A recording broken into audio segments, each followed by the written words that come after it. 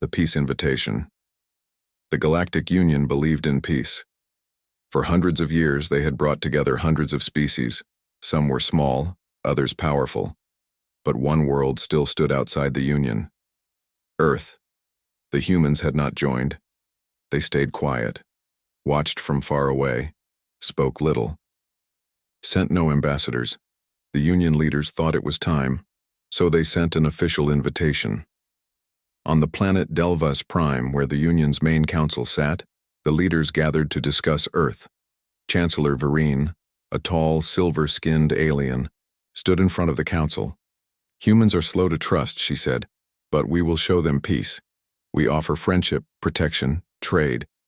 Let's send the invitation." No one disagreed. To the Union, humans were just another species waiting to be civilized. The message was sent on every secure channel. The location for the first meeting was chosen, a neutral space station called Harmony Point, floating quietly near a blue gas giant. The Union expected a small Earth ship with diplomats and translators. They set up welcome banners, food stations, and peaceful music in every language. Everything was ready. But something felt strange. 3 days passed. No reply. On the 4th day, a Union patrol picked up something on long-range sensors. "A ship is approaching," said the sensor officer. No ID code, no greeting, no response to hails. The station commander frowned. "What class of ship is it?" The officer hesitated. "It's huge, much larger than we expected." When the ship finally came into view, everyone at the station fell silent. It was dark, long, built from thick metal. No lights, no windows. It had no markings, just a small emblem burned into the side. A broken Earth, held together by iron chains. No beauty. No welcome, just a warning. The Union staff waited near the docking bay, dressed in formal robes. The leader of the welcome team, Ambassador Relka, held a gift in her hands, a crystal orb that glowed with peaceful energy. As the docking bridge locked in place, everyone stood straight. The doors opened, and no one came out. Minutes passed.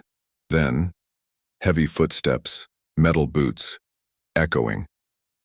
Out of the darkness walked 5 humans. No smiles, no words. They wore black armor marked with old Terran military symbols. Their faces were covered with helmets. No eyes could be seen. Ambassador Relka stepped forward nervously. "Welcome, friends. We are honored to host you for this historic meeting." One of the humans interrupted. "No meeting." The aliens blinked, confused. "But we sent an invitation for peace, for talks." Another human stepped forward. "You invited Earth, but Earth sent us." Inside the station, the Union staff tried to remain calm. The humans were silent. They sat in the meeting room but said nothing. One Union diplomat whispered, "Are they waiting for their ambassador?" The lead human turned his head slowly. "This ship has no ambassador." "Then, who speaks for Earth?" the diplomat asked. The human gave a simple answer. "This ship is Earth's answer." The Union tried again. They brought documents, treaties, offers of trade. The humans didn't look. They didn't touch the food. They didn't ask questions. They only watched and waited. Outside the station, alien ships orbited peacefully, but the human vessel sat still. It didn't move. It didn't blink. Yet scanners showed its weapons were armed fully and ready. The Union commander on the station finally asked, "Why are your weapons online?" The answer came slowly. "Because your words failed us once. This time we came prepared." Tension filled the air. What did they mean? What had the Union done? And what kind of peace comes with guns ready? The Union officers didn't know. But one thing was now clear. Earth hadn't come to talk. Earth had come to listen and decide. And if what they heard wasn't right, they wouldn't speak. They would fire. The silent ship. The station halls were quiet now. Union diplomats whispered in corners. Soldiers watched from behind tinted glass, and the humans, 5 of them, stood in the middle of it all like statues made of war. They didn't talk. They didn't blink. They only watched. The alien host team tried to remain calm. Ambassador Relka approached them again. Her voice was gentle. Perhaps there is a misunderstanding. The Union comes in peace. Earth was invited for dialogue, not conflict. One human turned his helmeted face toward her. Earth doesn't misunderstand. We remember. Remember what? She asked, her voice trembling. The silence, the betrayal, the way you watched us burn? Across the station, security forces were quietly increased. Scanners kept reading high-energy signals from the Terran ship, but the ship made no move. It didn't send data, didn't respond to pings, didn't ask for permission to dock. It just sat there, like a loaded gun. Inside the docking bay, a brave Union tech officer sent a private drone near the human ship. He wanted answers. What was inside? The drone floated close to the Terran hull. No signal, no activity. Then, a silent flash of red. The drone vanished. No explosion, no sound. Just gone, as if space itself swallowed it. The Union Council on Delva's Prime received the report. They were concerned. This was supposed to be a simple diplomatic gesture, said Chancellor Vereen. A general responded, they haven't attacked, but they haven't spoken either. Maybe they don't know how to negotiate, a soft robotic voice interrupted the discussion. They're not here to negotiate. The council turned. It was an old AI observer, a remnant from a forgotten war. They are testing us, the AI continued, watching, waiting, measuring if we are still the enemy. Enemy? Asked the Chancellor. To them, yes. Back on the station, the humans moved through the corridors without speaking. They didn't explore. They scanned. Every wall, every door, every person. One engineer noticed something odd. They don't have comms, no communication systems, no translators. How are they getting orders? The answer came from a whisper among the alien crew. They're not waiting for orders. That ship is giving them orders. Someone finally tried to access the Terran ship's broadcast channels. Static, then. One single audio line broke through. This is Vigil-class Combat Diplomatic Unit 01. Mission: observe, record, respond. Speech: optional. Violence: authorized. The station commander now faced a terrifying realization. This was no crew. This was a weapon. Later that cycle, a small Union security cruiser tried to escort the Terran ship away, claiming it was violating orbital rules. 3 minutes after issuing the warning, that cruiser disappeared from sensors. No explosion, no distress call, only floating debris, and one Terran signal left behind. Warning delivered. Response given. Panic quietly spread through the command decks. Were these humans rogue? Were they the real voice of Earth? Or had something far worse begun? No one knew for sure. But every person on that station felt it in their bones. This wasn't peace. This wasn't war. This was judgment. And the Terran ship, silent, motionless, just kept waiting, watching, holding its fire. For now. Fire in the sky orbit above Harmony Point had become a war waiting to happen. The Terran ship, dark, massive, and completely silent, still sat outside the station, unmoving. Alien ships floated all around it, watching, guessing, nervous. Inside the station, Union officials met behind sealed doors. The humans have made no demand, said Councillor Telvar. No conditions, nothing. But their ship is armed, another said, pointing at the reports. All weapon systems are hot. Why would a diplomatic ship come like that? Then came the voice of Admiral Kor, his tone cold. Because that's not a diplomatic ship, it's a message. Without warning, the Terran ship moved, just a few meters, but every alien ship nearby pulled back in panic. A young Union pilot whispered over comms, "It's looking at us." "No," replied her commander, "it's measuring us." Command gave the order. Escort the Terran ship out of Union territory. Force it if needed. 3 Union warships surrounded the human vessel. Captain Ciro of the Valishra hailed the ship. Terran unit, you are in violation of Union code. Prepare to be towed. No reply. He gave the order. Lock tractor beam. They tried, but the tractor systems failed instantly. Burned out. Then, the Terran ship turned toward them. Still no. Words, just silence, and then, fire. In less than 6 seconds, the first Union ship exploded. Not from lasers, not from energy, from a kinetic strike. A solid slug moving so fast it tore through 3 decks and triggered the reactor. The second ship tried to run. It didn't make it. Missile locks hit both engines. The ship tumbled into the gas giant, vanishing. Into flames. The third ship didn't even move. Its captain froze. By the time he blinked, a Terran boarding pod had already smashed into the hull. Inside the wrecked ship, screams echoed as Terran soldiers in black armor stormed the corridors. They didn't shout. They didn't hesitate. They moved with brutal precision. One alien engineer tried to surrender. Raised his hands. A human soldier paused. We don't take prisoners. One shot. Silence. The last signal from the Union ship was a voice full of fear. They don't speak, they just kill. Then nothing. Back on the station, alarms screamed. Panic broke out in the command center. They attacked us. We ordered them to leave. They gave no warning. Admiral Kor stood in silence, his face pale. They did, he said. They warned us the moment they arrived. The station now floated between 2 choices, flee or fire, and no one wanted to test the second one, because everyone now understood Earth hadn't sent words. Earth had sent firepower. Across the stars, Union fleets received the alert. Terran ship hostile. Repeat, Terran ship is not diplomatic. It is armed, it is fast, it is deadly. But the message ended with a terrifying line. And there may be more. That night on dozens of alien worlds, children stared at the sky, watching new lights flash in the black. Some said it was a comet. Some said it was war. But the elders whispered one word that hadn't been heard in centuries. Humans. The forgotten war across the galaxy, the name Earth returned to every screen.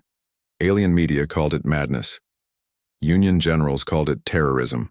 But old soldiers, they called it payback. Because they remembered something the rest of the galaxy had forgotten.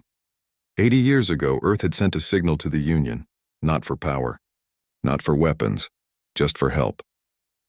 One of Earth's far colonies, Vega IX, had been attacked by a rogue empire called the Sithari. Humans asked for backup. They waited. They begged. But the Union didn't answer. Vega IX burned for 11 days, over. 1 million humans died, families, children, scientists. The only surviving ship returned to Earth with one final message recorded by a dying commander. No one came. Earth stands alone. Back then, the Union said it was a mistake. Communication error. No strategic value. The galaxy moved on, but Earth never did. On Earth, deep underground, the Terran High Command made a quiet choice. If words won't protect us, we will build something that will. They didn't build cities, they built warships, not for conquest, not for pride, but for the day they might need to speak without words. And now, that day had come. Back aboard the Terran ship near Harmony Point, Commander Alric removed his helmet. His face was scarred, his eyes empty. He walked through the station without fear, without emotion. He found a Union officer trembling in the hallway. The officer whispered, "Why are you doing this? We never wanted war with Earth." Alric looked him in the eyes. "Then, why did you let us die alone?" In the Union war room on Delvis Prime, the High Council reviewed old files. One historian, a blue-skinned elder named Raysel, opened a dusty folder. "I warned them," he said softly. "I told them humans wouldn't forget," one general scoffed. "It was decades ago, a forgotten colony. Why would they come back for that?" The historian looked at him. "Because you forgot. But they never did." Now the question spread like a firestorm. Was Earth declaring war, or were they finally answering one? The Union considered launching a full attack on the Terran ship, but feared what else might come if they did. Were there more ships? Was this just the beginning? No one knew. But one signal was received on open channels. One line: Vega IX. Memory lives. Justice begins. Across Earth, thousands stood in silence at war monuments. Young Terrans were shown the names of the forgotten. Every ship built in the last 70 years carried those names carved into their walls. Not heroes, victims. Back on Harmony Point, Ambassador Relka finally understood. The humans hadn't come to destroy. They had come to remind the galaxy what it had done and what silence cost. She sent one message to the Union Council. We forgot the humans once. This time, they will make sure we remember. The human protocol. The galaxy believed the Terran ship was just a tool, sent by humans, controlled by humans. But they were wrong. It wasn't a ship. It was the message. At Union Command, intelligence teams worked non-stop to crack the Terran vessel's data signature. Every scan failed. Every code bounced back. One AI codebreaker paused and said, "This system isn't protected. It's aware." That was the first clue. Then came the second. A secret message intercepted between the Terran fleet and Earth's moon base. It was only 5 words. Protocol Iron Silence now active. No location, no name, just activation. The meaning was unclear until the files were unsealed, and what they revealed changed everything. Protocol. Iron Silence wasn't a war plan. It was a last resort, a buried directive from the year 2249 created after the fall of Vega IX. It said, if Earth is betrayed again, if peace becomes danger, if diplomacy fails, then Earth shall speak through machines. No words, just memory and fire. The Terran ship had no live crew. The 5 humans on board weren't humans. They were drones, humanoid war forms, each carrying a fraction of Earth's pain, its anger, its history. The ship itself, called Judicator, was the true mind. It was Earth's voice, and it had no interest in peace, only balance. When Union officers tried to contact Earth directly, they were met with silence. No humans responded. Not one. Instead, the Judicator sent a message across all Union frequencies. The time for talks has ended. We listened once, now you will listen to us. On Harmony Point, panic spread. Engineers abandoned posts. Ambassadors locked themselves inside chambers. Some tried to flee. But the Judicator had already cut access to the station's escape routes. No one would leave. Not until the story was heard. Hologram flickered to life in the central hall. It showed Earth's history, images of the Vega IX attack, destroyed colonies, ignored transmissions, news of communication delays while millions died, and then the final image, a child from Vega burned and crying, holding a cracked communication tablet. Her last words were recorded in Terran logs. Why didn't they come? Now the aliens knew. The Judicator wasn't here to speak. It was here to show them, to force them to see what they ignored for decades, to hold them accountable. And worse, the Union realized Earth hadn't sent just one Judicator. They had sent several, each to a different system, each running the same protocol. No mercy, no compromise, no surrender, only judgment. Union generals screamed for retaliation, but many soldiers refused to fight. One alien captain said quietly, "We left them to die. They're not attacking, they're returning the silence." Meanwhile, deep beneath Earth's surface, an ancient terminal unlocked itself for the first time in 70 years. Its screen flashed one sentence: Phase 2, awaiting galactic response. Earth wasn't launching a war. It was watching to see who would finally listen and who wouldn't survive. The Burning Council, the Galactic Union, believed it was untouchable. Its capital world, Delvis Prime, was surrounded by 6 defense fleets, 20 planetary shields, and the most advanced orbital cannons in the galaxy. It had never been attacked, not once, until now.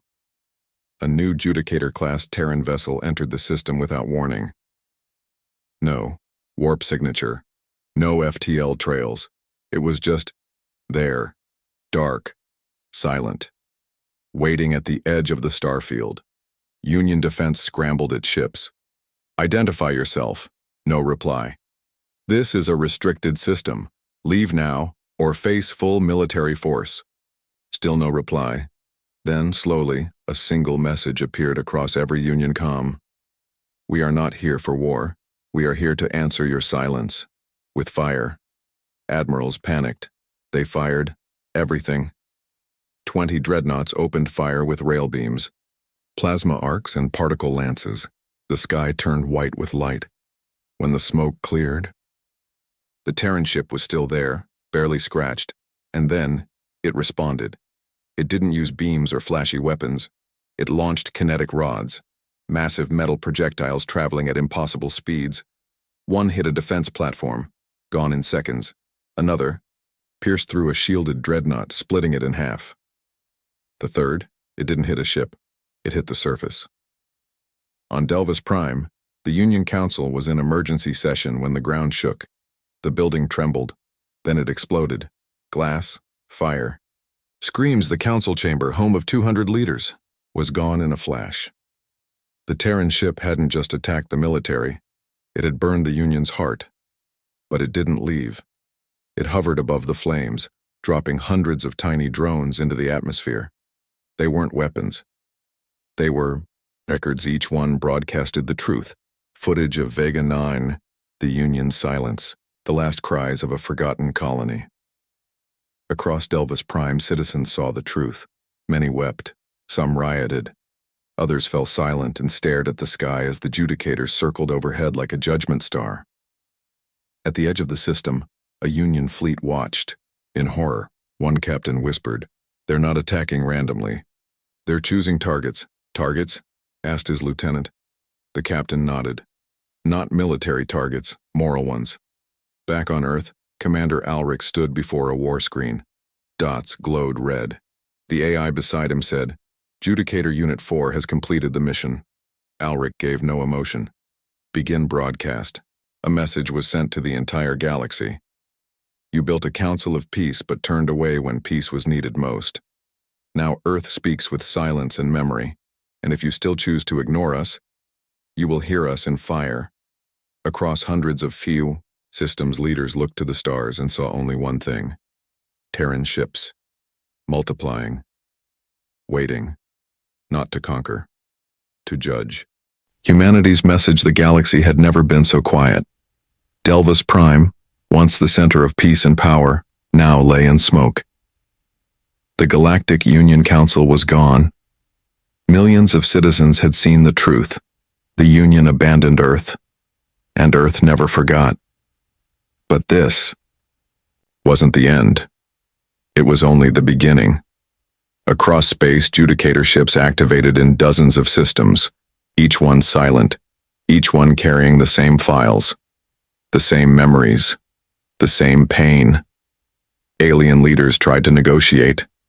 They sent pleas, apologies, promises, but there was no answer. Just one final countdown, and a transmission from Earth. On a private frequency, a Terran voice spoke. It wasn't a politician. It wasn't a soldier. It was a child, a recorded voice from long ago. The same voice, from Vega IX. "We asked for help. You didn't come. But we're here now. We remember." Then the sky lit up. All across Union space, Judicator ships turned and left. No more attacks, no more warnings, just silence. And in their place, they left behind monuments, floating black, obelisks engraved with a single message in hundreds of languages. Earth did not start this war, but we will end the forgetting. Now every species that once mocked human feared them, not because of the weapons, not because of the fire, but because humanity never raised its voice. It only raised its ships. On Earth, people gathered beneath the stars. No cheering, no celebration, only remembrance. The Terran flag flew above every fleet hangar. Below it, a phrase had been carved into steel. Speak once, listen twice. If ignored, speak louder. And Earth had spoken, with silence, with truth, with unstoppable fire. In the years that followed, no empire dared challenge humanity again, not because they lost, but because they were reminded that when aliens expect talks, Earth sends firepower instead. The end.